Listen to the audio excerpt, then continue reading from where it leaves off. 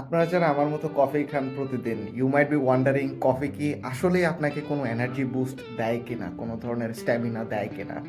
Well, ইট মাইট সিম like যে আপনারা extra energy দিতেছে, বাট আসলে দিতেছে না।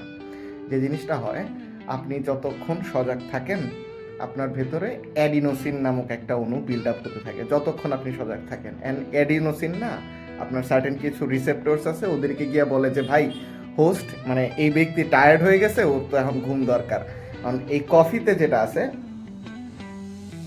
ক্যাফেইন, ওই ক্যাফেইন গিয়া করে কি, ওই কমিউনিকেশনটাকে না সে গিয়ে ডিসরাপ্ট করে।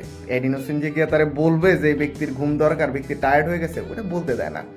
সো যে মেকানিজমটার থ্রু দিয়ে আপনি হচ্ছে টায়ার্ড ফিল করেন, সেই মেকানিজমটাকে ডিসরাপ্ট করতেছে। দ্যাটস ওয়াই মোমেন্টারিলি ফিল হয় যে আপনি মানে ইউ আর ফিলিং এনার্জেটিক, কারণ ওই টায়ার্ড করার মেকানিজমটা ব্লক হয়ে গেছে। দ্যাটস ওয়াই আপনার এক্সট্রা এনার্জি বুস্ট দিতেছে, বিধায় আপনি এনার্জেটিক ফিল করতেছেন না। তো যখন ওই ক্যাফেইনের এফেক্টটা হচ্ছে আস্তে আস্তে ক্ষয় হয়ে যেতে থাকবে, যখন সে হচ্ছে দুর্বল হয়ে যাবে, তখন কিন্তু আপনি এক্সট্রা টায়ার্ড ফিল করবেন। অ্যান্ড এরকমটাই হয়। বাট দেন এগেন, কফি আমি প্রতিদিনই খাই 1 কাপ 2 কাপ, কিন্তু তার চেয়ে বেশি খাওয়াটা মনে হয় না যে আমার জন্য বেটার কোনো দিক দিয়ে। খাই, মজা লাগে খাইতে, মাঝে মাঝে ওই যে একটু সজাগ টজাগ থাকা লাগে, তখন কফিটা হইতেছে হ্যান্ডি একটা জিনিস। বাট এটা কিন্তু সাস্টেনেবল সলিউশন না। সো কফি খান, বাট একটু হইতেছে ইয়ে করে খান, মানে কন্ট্রোলে রেখে খান, খালি সারাদিন খায়েন না।